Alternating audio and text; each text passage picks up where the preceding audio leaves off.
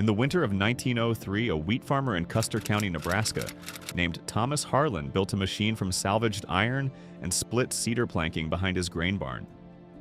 He spent $12 and 4 days on it. That machine ran continuously for 81 years. It charged the batteries that ran the farmhouse lights. It pumped water from 60 feet below ground. It kept the milk cold before there was a refrigerator to call it by name.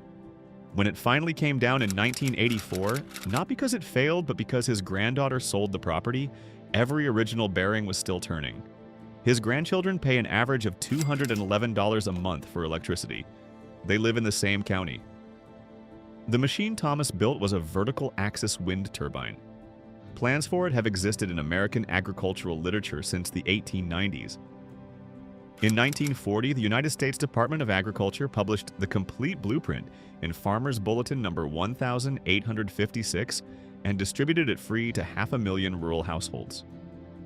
Then the Rural Electrification Administration finished stringing copper wire across the countryside, and the bulletin vanished from circulation. It was never reprinted. The plans were quietly withdrawn. Today, the average American household pays $173 a month for electricity, according to the Energy Information Administration's latest residential survey. Meanwhile, approximately 370,000 Amish men and women across Ohio, Pennsylvania, Indiana, and Wisconsin are running freezers, water pumps, workshop lights, and full dairy operations on machines that cost less than a single month of your power bill. And they have been doing it for over a century. Before explaining why this technology was buried, it helps to understand what it actually looks like. Because if you are picturing the three-bladed white towers along the Iowa highway, you are picturing the wrong machine entirely. A vertical axis helical turbine stands about 8 feet tall. It looks like a twisted ribbon or a strand of DNA mounted on a vertical shaft. It has no complex electronics. It has no tail fin and no pivot mechanism to chase the wind. It catches wind from any direction because there is no front and no back to the rotor. It starts spinning at wind speeds as low as 4 miles per hour, which is roughly the speed of a slow walk, and it keeps spinning in gusts that destroy horizontal turbines. The design is called a Darius-Savonius hybrid.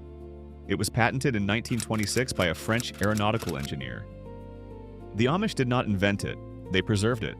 While 96% of American farms were connected to the grid between 1935 and 1953, and the small wind industry was commercially wiped out, the Amish kept refining and building these machines because it was the only thing that let them run a milk cooler without connecting to the public utility system they had rejected on theological grounds 60 years earlier. By 1955, exactly 2 groups of people in North America were still building these turbines. The Amish in the Midwest and a handful of isolated ranchers in the Texas Panhandle who simply could not get a grid connection to their property. Here is what actually happened to this technology and who made it happen.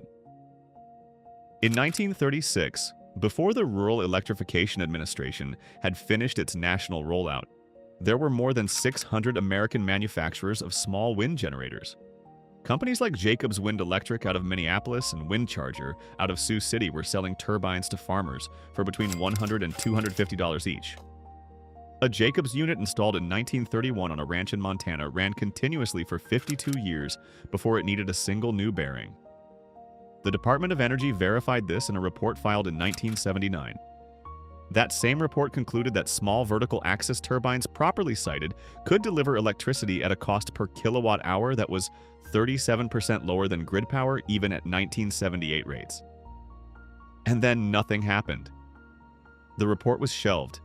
The small wind industry that had already been economically crushed by the REA in the 1940s was crushed a second time by federal subsidies that were directed entirely toward large-scale utility wind farms. Morris Udall, who chaired the House Interior Committee at the time, openly admitted in a 1980 congressional hearing that the policy was designed to favor what he called industrial-scale renewables. Utilities got the subsidies, homeowners got nothing. And a former Department of Energy official named Robert Price stated in print that the single biggest barrier to small wind adoption today is not physics, not cost, and not technology. It is permitting and zoning rules written by municipalities under pressure from utility lobbyists. Now compare this to rooftop solar, which got the most effective marketing campaign in energy history. A standard residential solar array costs an average of $29,400 before incentives, according to the National Renewable Energy Laboratory. The panels degrade at roughly 0.5% per year, which means by year 25 you have lost 12.5% of your original output. They produce nothing at night. In places like Ohio, Pennsylvania, and Michigan, they produce almost nothing on heavily overcast days between November and February, which can mean weeks of near-zero output during the coldest and most expensive months of the year. A vertical axis wind turbine produces power 24 hours a day as long as there is wind. It produces its most power in winter, exactly when solar produces its least. The reason is physics. Cold, dense air carries more kinetic energy than warm summer air.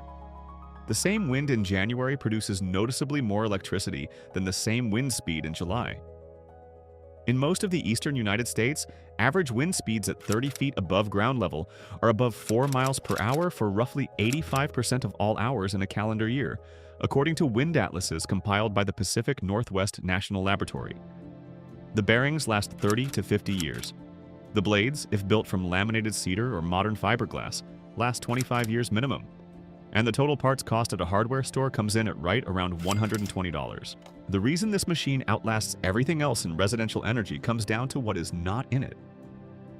A horizontal axis turbine, the three-bladed kind that points into the wind, only produces power efficiently when the wind hits it head-on.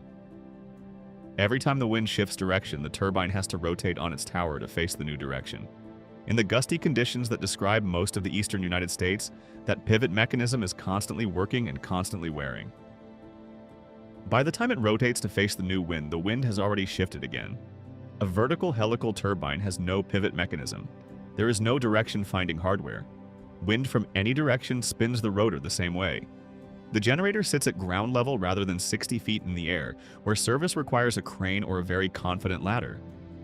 A grease cartridge applied once a year to the sealed pillow block bearings is the entire maintenance schedule. If the generator ever fails, it can be swapped out in about 20 minutes with basic hand tools. Compare that to a rooftop solar inverter, which is the brain of a solar system and typically fails somewhere between year 10 and year 15. Replacing one requires a licensed electrician, a permit, and a service call that runs between $2,000 and $4,000. The Jacobs Wind Electric Company sold turbines from 1922 to 1956 that ran for 30 years on Wyoming ranches without a single service visit. Marcellus Jacobs, the founder, insisted that any machine that could not be repaired by its owner with a crescent wrench was not a machine worth owning. The $120 price is not a marketing claim. It is a real bill of materials, and here's where every dollar goes. The vertical shaft is a 6-foot length of 1-inch steel pipe from any hardware store at approximately $18. The bearings are 2 sealed pillow block units rated for outdoor use at around $22 for the pair. The blades are 3 helical strips cut from sheet aluminum, or in the traditional build, laminated cedar planking at approximately $35 in raw stock. The generator is a permanent magnet DC motor pulled from a discarded treadmill, which costs nothing if you find one on a curb or about $15 at a thrift store. Mounting hardware, brackets, bolts, and a basic charge controller wired to a deep cycle battery runs about $30. Total, $120, give or take $10 depending on what you can salvage. The pole it sits on is typically a repurposed locust or cedar fence post on a rural property that costs nothing.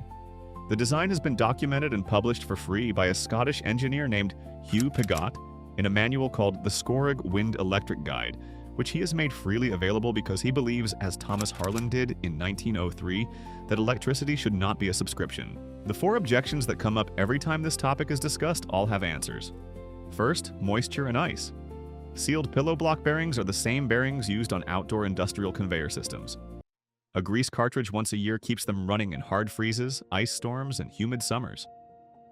The Amish in Holmes County, Ohio, run their turbines in exactly those conditions and routinely hit 30-plus year lifespans on a single set of bearings. Second, climate.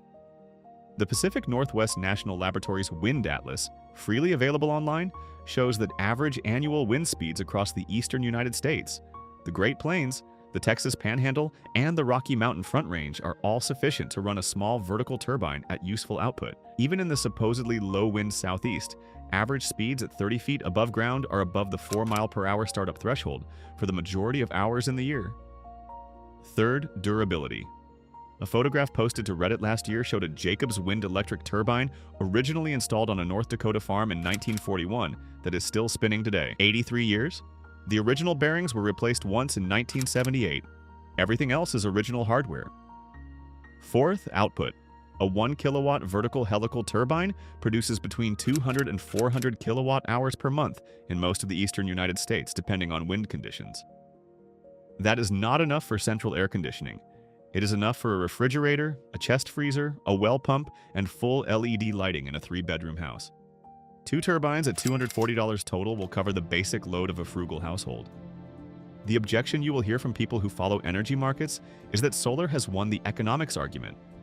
They point to utility-scale wind and solar now producing electricity at under 3 cents per kilowatt hour. They are right about that number. They are wrong about what it means for you. The utility sells you that 3-cent electricity for 16 cents by the time it reaches your outlet. Transmission costs, distribution charges, demand fees, connection fees, taxes, and the rate recovery surcharges your Public Utility Commission approved last year while you were not paying attention. Take it from 3 cents to 16. Your homemade turbine does not have to beat 3 cents. It has to beat 16. At 16 cents per kilowatt hour, a $120 machine producing 200 kilowatt hours per month generates $32 of electricity every single month. It pays for itself in under 4 months. After that, every kilowatt hour it produces for the next 30 to 50 years is free. There is no commission in that transaction for anyone. There is no recurring charge, no rate adjustment, no service contract, and no monthly bill. That is the part nobody who profits from your electricity bill wants discussed. One practical note before the close. In 41 states, backyard wind turbines are technically permitted under state law. The barrier is almost always local municipal zoning. Many cities and HOAs have height restrictions or aesthetic ordinances that apply to turbines but not to satellite dishes twice the size. The workaround is a rural property, a cousin's land, or a homestead outside incorporated city limits, where zoning is looser. A homesteader in upstate New York spent 14 months and $3,000 in legal fees trying to get a city permit for a 12-foot turbine. He eventually gave up, drove to Lancaster County, talked to an Amish builder, and put the turbine up over a single weekend on rural land in Vermont. He has run his off-grid cabin off it for 6 years. His description of it: the machine has never stopped, not once, not in ice storms, not in the polar vortex, not in 70-mile-per-hour summer gusts. Hugh Pigot's Scoregg Wind Electric Manual covers the legal checklist state by state. It is available free at scoreggwind.co.uk and has been the reference document for home-built wind power since 1993. The Amish are not magical. They are not exceptionally intelligent or especially good at engineering. They are the only group in North America large enough and stubborn enough to have refused a bargain that the rest of the country accepted without thinking. The Romans figured out hydraulic cement 2,000 years ago, and it was forgotten for a millennium. Medieval Europeans figured out window glazing for thermal insulation, and it was buried by the cheap energy boom.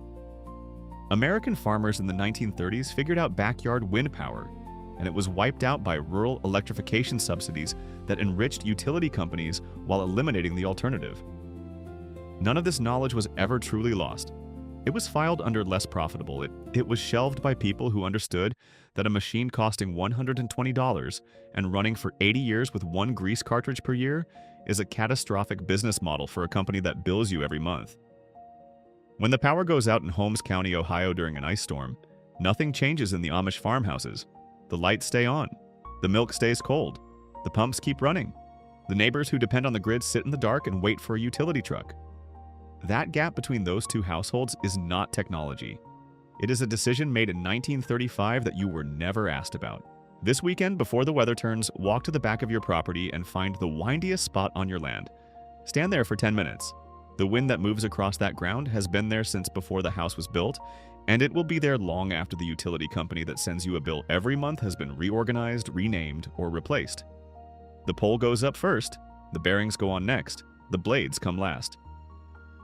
For $120 in hardware and one good Saturday of work, you can have a machine spinning behind your house that will outlive you, outlive your children, and outlive the monthly bill that has been arriving in your mailbox every month of your adult life. Thomas Harlan knew this in 1903. The Department of Agriculture confirmed it in 1940. The Department of Energy verified it in 1979. The only question left is what you do with the information now that you have it. Tell me in the comments, what does your electric bill look like at the worst month of winter? And what would you do with that money if it stayed in your pocket?